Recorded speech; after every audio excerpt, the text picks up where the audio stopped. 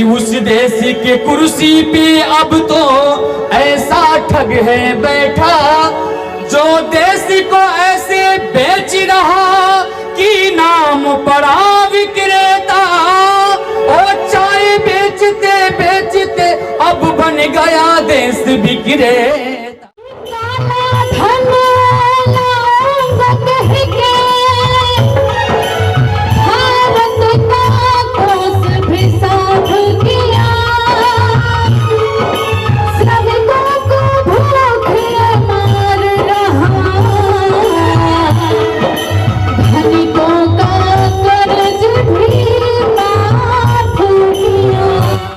आप सभी को पता है कि दुनिया में इस गीत को जो सराहा गया, विदेशों से लोग मुझे कनाडा से और अमेरिका से, लंदन से, स्पेन से, कहां देशों से मुझे फोन करके विशाल सपना जी, यू आर ग्रेट सिंगर, आप लोगों ने जो काम किया है, देश का नाम रोशन किया है, सोती हुई कौम को जगाया है, ये जब मुझे सुनने के लिए मिलता था तो मेरे कलेजा सच में 56 इंच का हो जाया करता था।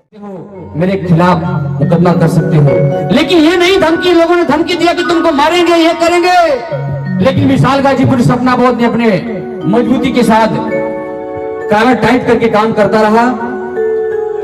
लेकिन सभी को पता है कि ये लोग हिंसकवादी हैं, पीछे से वार करते हैं। 12 साढ़े 12 बजे आकर के मेरा जय भीम रिकॉर्डिंग स्टूडियो, मैंने 1-1 रुपए इकट्ठा करके स्टूडियो खोल रखा था साथियों। 7 साढ़े 7 लाख का स्टूडियो मैंने 2 कमरे में खोल कर रखा था, क्योंकि मुझे गाने में परेशानी होती थी। लेकिन मैंने सोचा था कि मैं अपने समाज का गीत रिकॉर्ड करने के लिए दूसरे के स्टूडियो में जाता हूं, मेरा गोपनीयता भंग हो जाती है, मैं खुद का स्टूडियो खोलूंगा और बहुजन महापुरुषों के आंदोलन को आगे बढ़ाऊंगा साथियों। और मैंने खुद का स्टूडियो खोला और खोल करके ऐसे गाने रिकॉर्डिंग करना शुरू किया। लेकिन वहां पर आकर के लोगों ने मेरे स्टूडियो को जलाने का काम किया। साथियों, 2.5 साल पहले आप लोगों ने देखा होगा कि जिस प्रकार से हमारे देश की संपत्ति को उथल पुथल की जा रही थी, हमारे देश की संपत्ति को बेचा जा रहा था और बेचा जा रहा है। तमाम लोगों ने निजीकरण का विरोध किया और हम दोनों लोगों ने एक सामाजिक कलाकार होने के नाते हम दोनों लोगों ने निर्णय लिया कि हम लोगों को भी निजीकरण का विरोध करना चाहिए, क्योंकि हम सरकार का नहीं विरोध कर रहे हैं, हम सरकार की नीतियों का विरोध कर सकते हैं।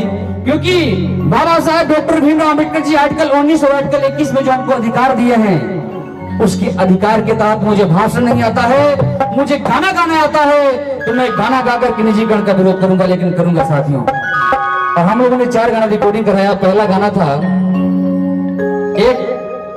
था एक था हिटलर एक है छुटलर, दूसरा गाना था निजीकरण धोखा है, और चौथा गाना था आया देश विक्रेता, और चौथा गाना था कहां न्याय पाओगे बहुजन। यानी कि 4 गाने का रिकॉर्डिंग हम लोगों ने कराया। उसमें से आया देश विक्रेता पूरे देश दुनिया के लोगों को गीत पसंद आने लगी। क्या आप लोगों को पसंद आया? सभी लोगों को। साथियों, आप सभी को पता है कि दुनिया में इस गीत को जो सराहा गया, विदेशों से लोग मुझे कनाडा से और अमेरिका से, लंदन से, स्पेन से, कहां देशों से मुझे फोन करके विशाल सपना जी, यू आर ग्रेट सिंगर, आप लोगों ने जो काम किया है, देश का नाम रोशन किया है, सोती हुई कौम को जगाया है, ये जब मुझे सुनने के लिए मिलता था तो मेरे कलेजा सच में 56 इंच का हो जाया करता था साथियों। लेकिन कुछ चंद चालाकों का, कुछ अंधभक्तों का फोन आता था कि अरे तू गवैया बोल रहा है। हमने बोला कि हम गवैया बोल रहे हैं। अरे तू कैसा गाना गा दिया, कैसा देश कहाँ बेच रहा है, तू कौन बेच रहा है देश को? हमने कहा कि भैया देश पूरा बिक रहा है, आप ये पूछो कि क्या नहीं बिका है। हमने जवाब दिया गीत के माध्यम से साथियों। हमने उनसे कहा कि हमारे देश की संपत्ति बेची जा रही है, हमको दिखा, मैंने गा दिया है, आपको नहीं दिख रहा है। आपका जब घर बिकेगा, आपका जमीन बिकेगा, तब आपको समझ में आएगा। हमारे आंख खुली हुई है, आपके आंखों पे मोटी मोटी लेप लगी है, आपको नहीं दिखता है, मैं नहीं जानता हूं, लेकिन मुझे दिखा, मैंने गाया है। अगर आपको मेरे गाने से कोई आपत्ति है तो आप कोर्ट में जा सकते हो, मेरे खिलाफ मुकदमा कर सकते हो। लेकिन ये नहीं धमकी, लोगों ने धमकी दिया कि तुमको मारेंगे, ये करेंगे, लेकिन विशाल गाजीपुरी सपना बोध ने अपने मजबूती के साथ काला टाइट करके काम करता रहा। लेकिन सभी को पता है कि ये लोग हिंसकवादी हैं, पीछे से वार करते हैं। 12 साढ़े 12 बजे आकर के मेरा जय भीम रिकॉर्डिंग स्टूडियो, मैंने 1-1 रुपए इकट्ठा करके स्टूडियो खोल रखा था साथियों।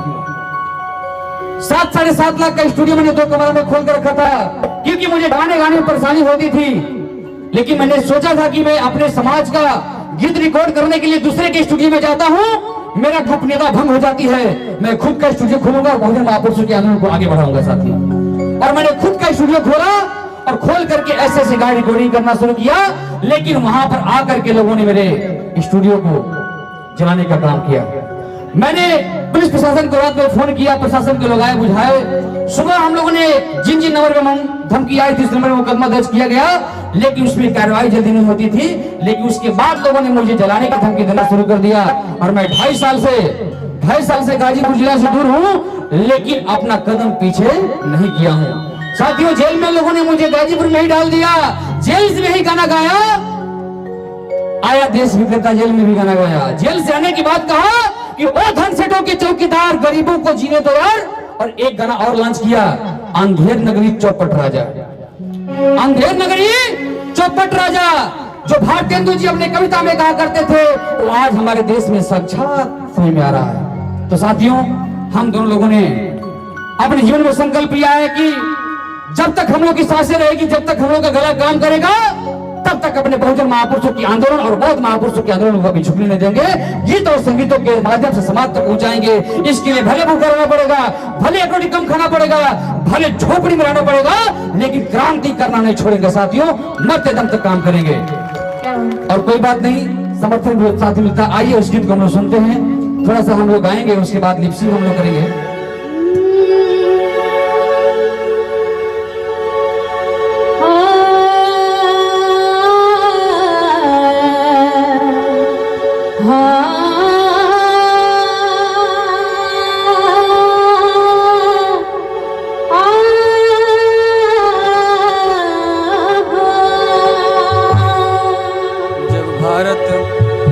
जब भारत अपना बिखरा था,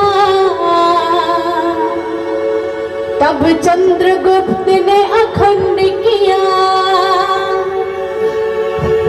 फिर अपनी कलम के दम पे उसे भीमराव ने बुलंद किया। उस देश के कुर्सी पे अब तो ऐसा ठग है बैठा। सर बोले कि सच को सच कहना सीखो। कहना है कि उस देश के कुर्सी पे अब तो ऐसा ठग है बैठा, जो देश को ऐसे बेच रहा कि नाम पड़ा विक्रेता। और चाय बेचते बेचते अब बन गया देश विक्रेता।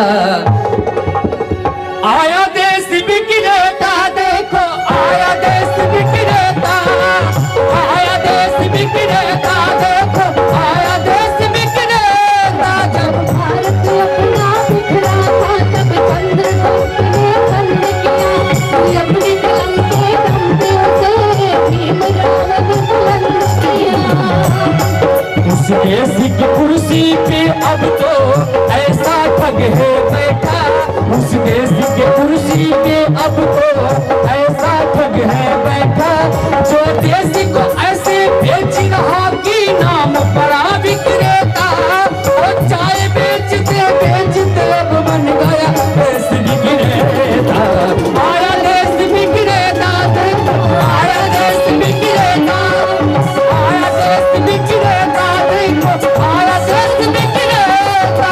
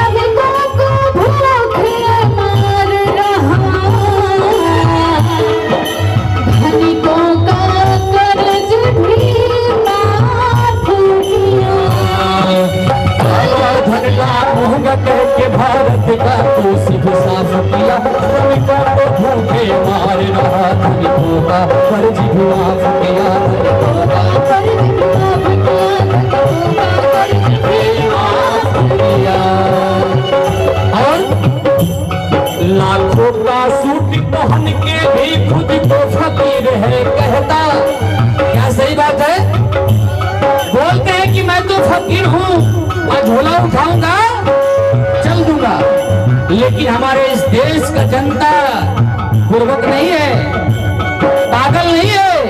हमारी भारत देश की जनता चेक करेगी कि झोला में क्या क्या बेच के लेके जा रहे हो, क्या क्या बेच के लेके जा रहे हो। इसलिए कहना है काला धन लाओ मगर के भारत का सब किया रवि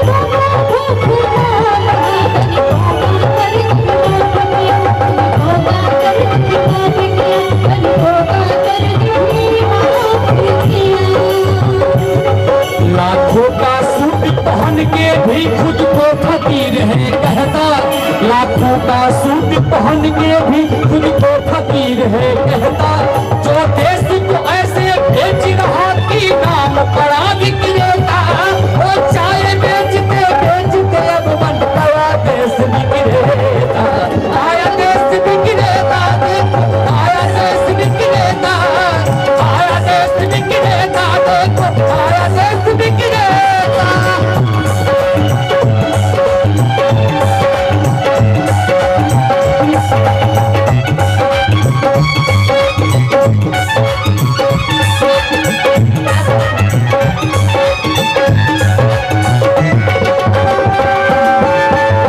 क्या बात है?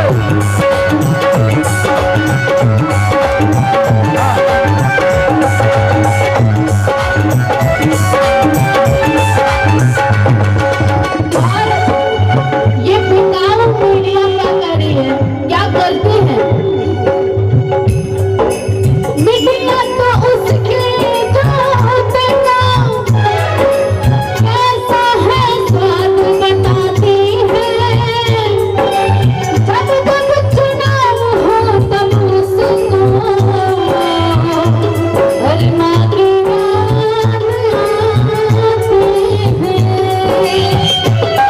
वो मीडिया तो उसके झूठे का कैसा है स्वाद बताती है, जब जब चुनाव हो तब उसको आगे याद आती है जी आगे याद आती है जी आगे याद आती है। किसी का संग दिल पति है तो वो किसी का मतलब भी बेटा, जो अपने बाप अपने माँ का नहीं हुआ, जो अपनी पत्नी का नहीं हुआ, तो हमारे भारत देश में कैसे हो सकता है। लेकिन कहना है साथियों, विशाल गाजीपुरी 2.5 साल पहले भी इस बात को रखा था मजबूती से, आज कोच कटारी का चक्कर कर रहा है, लेकिन अपने कदम को प्रशांत भैया पीछे नहीं किया है। इसलिए कहना है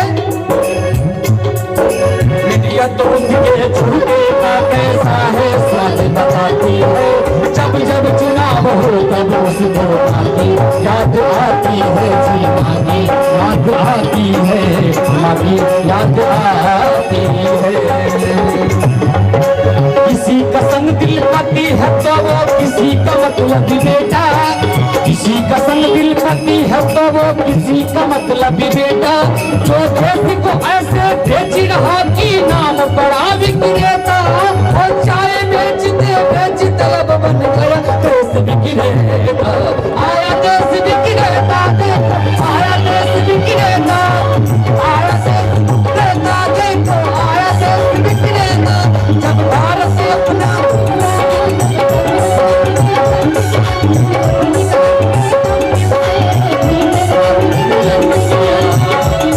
उस देश की कुर्सी पे अब तो ऐसा ठग है बैठा, उस देश की कुर्सी पे अब तो ऐसा ठग है बैठा, जो देश को ऐसे बेच रहा कि नाम बड़ा विक्रेता, और चाय बेचते बेचते अब बन गया देश विक्रेता।